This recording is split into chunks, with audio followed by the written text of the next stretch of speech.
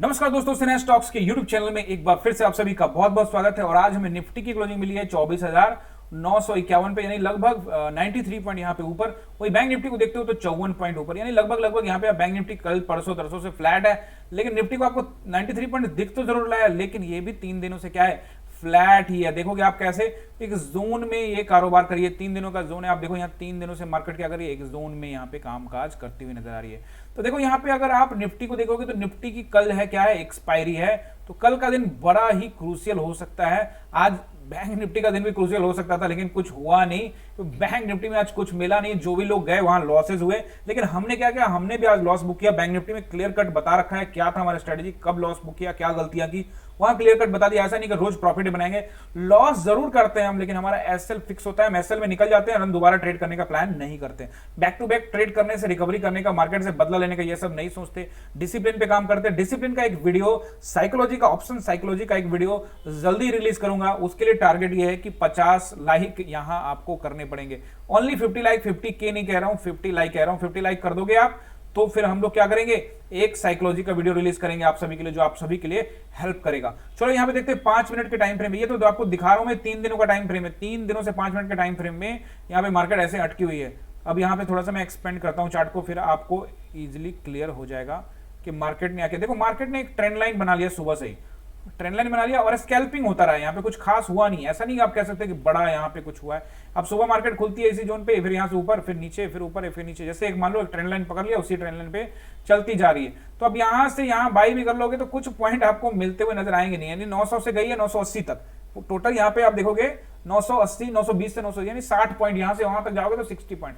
लेकिन स्कैल्पिंग देता, और अपन लोग यहाँ करते, स्कैल्पिंग करते ही नहीं है। तो हम लोग स्कैल्पिंग नहीं करते हैं तो नहीं करेंगे। जो हमारा स्ट्रेंथ नहीं है तो हम क्यों जाएंगे।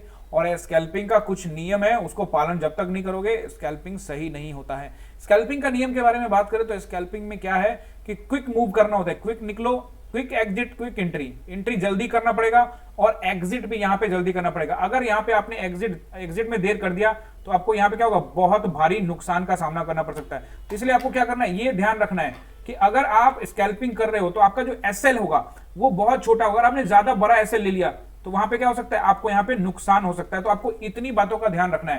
देखो यहाँ पे सपोर्ट एंड रेसिस्टेंस को देखने के लिए एक बार हम लोग 1 डे के टाइम फ्रेम में चलते हैं। एंड 1 डे के टाइम फ्रेम में आपको यहाँ पे एग्जैक्ट बताऊंगा मैं कि किस तरह का यहाँ पे सपोर्ट एंड रेसिस्टेंस यहाँ पे बनता हुआ दिख सकता है। एक सेकेंड, देखो यहाँ पे 1 डे के टाइम फ्रेम में एक बार देख लेते हैं।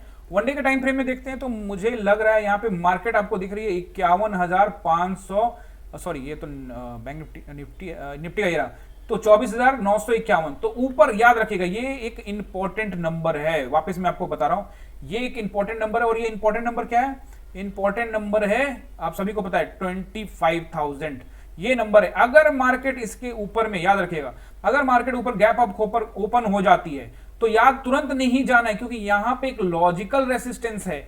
आपको ध्यान रखना है कि अगर मार्केट यहां से नीचे फ्लैट खुलती है और वापस 25,000 को टेस्ट करती है और 25,000 के ऊपर में अगर टाइम बिताती है तो वाकई में यहां पे आपको एक अच्छा बाइंग साइड में अपॉर्चुनिटी देखने को मिल सकती है, क्योंकि हम जोन ब्रेक कर सकते हैं जो लेके जाएगी मार्केट को 227 तक, 25,227 तक। अगर मार्केट 25,000 को ब्रेक करने के बाद टाइम बिताती है, अगर मार्केट पहले ही गैप अप ओपन हो जाए 30, 40, 50 पॉइंट ऊपर, तो याद रखिएगा कि मार्केट वापस आपको नीचे आती हुई तुरंत दिख सकती है। तो तुरंत हड़बड़ी में कॉल नहीं लेना है। फिर देखेंगे अगर टाइम बिताने लग गई, कहीं कंसोलिडेट करती है तो, और ब्रेकआउट करती है, कंसोलिडेट करके ब्रेक डाउन करती है, तो डेफिनेटली हम वहां कॉल या पुट साइड के जाएंगे। यही हमारा सिंपल सा रहेगा। ज्यादा लॉजिक नहीं लगाना है, ऑप्शन बाइंग को कॉम्प्लिकेटेड नहीं करना है। ये सिर्फ एसएल का गेम है, आपके एंट्री का गेम है और एग्जिट का गेम है। बस आपको ये ध्यान रखना है, सपोर्ट पे आपकी एंट्री होगी, रेसिस्टेंस पे आपकी एंट्री होगी अगर मार्केट नीचे गिर रहा है। अगर ऊपर जा रहा है मार्केट तो आपको क्या करना है, वेट करना है सपोर्ट का, ट्रेंड के अकॉर्डिंग। सिंपल, कोई लॉजिक यहां पे लगता नहीं है।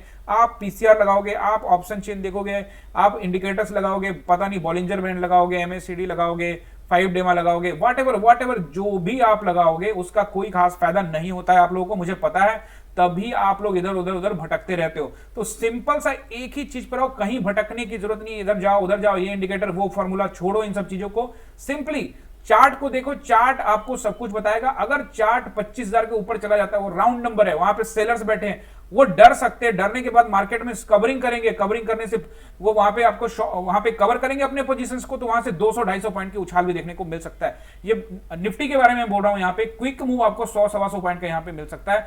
अगर याद रखना कंडीशंस को क्लियर कट कि मार्केट अगर यहाँ पे 25,000 पे टाइम नहीं बिताएगी तो उसका कोई मतलब नहीं है। ऊपर हो गया रेसिस्टेंस, अब नीचे देखते हैं सपोर्ट। तो सपोर्ट का नंबर अगर मैं तो अगर मान लो यहाँ पे थोड़ा बहुत फ्लैट या गैप डाउन आती है मार्केट, तो याद रखिएगा ये जो नंबर है वापस आप लोग नोट कर लीजिए, ये नंबर कौन सा है 825, यानी 800 से लेके 825 840 के आसपास का जो नंबर है ये सपोर्ट का काम करता हुआ नजर आएगा। अगर ये सपोर्ट भी ब्रेक करेगा तो फिर अच्छा सपोर्ट मैं आपको फिर से बता चुका हूं, डोजी कैंडल का जो सपोर्ट है बैक टू बैक दो डोजी कैंडल बने थे वनडे के टाइम फ्रेम में, वो है 24,660 का नंबर। तो ये आपको नोट करना है, ये दो ही सपोर्ट रहेंगे अभी फिलहाल के लिए, और रेसिस्टेंस ऊपर तो एक ही है 25,000 अगर ब्रेक होता है ऊपर नीचे दो को जून में है, अगर यहां पे जोन ब्रेक होता है नीचे तो बड़ी गिरावट देखने को मिलेगी, क्योंकि नीचे जोन कहां तक है 760 तक का। अगर ये जोन ब्रेक होता है तो यहाँ पे 300-350 पॉइंट यहाँ पे निफ्टी गिरती हुई दिख सकती है। फिलहाल कुछ कह नहीं सकते, देखो गिरने का तो एक दिन में कई पॉइंट भी गिर सकते हैं, लेकिन अपने को क्या करना है कंसोलिडेशन का वेट करना है, प्राइस एक्शन का वेट करना है। प्राइस एक्शन के अलावा कुछ नहीं है ऑप्शन, इसको कॉम्प्लिकेटेड मत बनाओ, बहुत आसान रहने दो, तब आपको क्लियर कट यहाँ पे पता लग जाएगा। एक बार चलते हैं हम लोग वन डे के टाइम फ्रेम पे, वन डे के टाइम फ्रेम में एक बार देख लेते हैं कि यहाँ पे क्या हालचाल है निफ्टी के। तो देखो निफ्टी को देखो, मैंने आपको बताया कि पिछले 3 दिन से क्या कर रही है मार्केट, यहाँ पे कंसोलिडेट कर रही है। तो ये 3 दिन से कर रही है, तो आप खुद सोचो कि मार्केट ऊपर या नीचे क्या कर सकती है, निकल सकती है। तो जिस भी तरफ निकलेगी तेज निकलेगी, उसी के अकॉर्डिंगली हम लोग यहाँ पे प्लान करते हुए दिख जाएंगे आपको। तो यहाँ आपको कुछ नहीं करना है, सिंपली देखो यहाँ पे क्या है सपोर्ट देखोगे तो इस कैंडल के आसपास का ये कौन सा नंबर है 800 का नंबर। तो अगर 800 वाला नंबर तोड़ती है तो सीधे 600 650 के आसपास में आएगी, तो 100-125 पॉइंट वहां भी आपको इजीली मिल सकते हैं। और ऊपर में 25,000 को तोड़ती है तो भी 225 तक जा सकते हैं। तो ये दो सिनेरियो बनेंगे। अगर आप चैनल पे नए हो तो चैनल को सब्सक्राइब करना बिल्कुल मत भूलिएगा, कमेंट करिएगा और लाइक कीजिएगा। 50 लाइक करेंगे तो साइकोलॉजी वाला वीडियो भी जल्दी ही अपलोड कर दूंगा। बहुत बहुत धन्यवाद।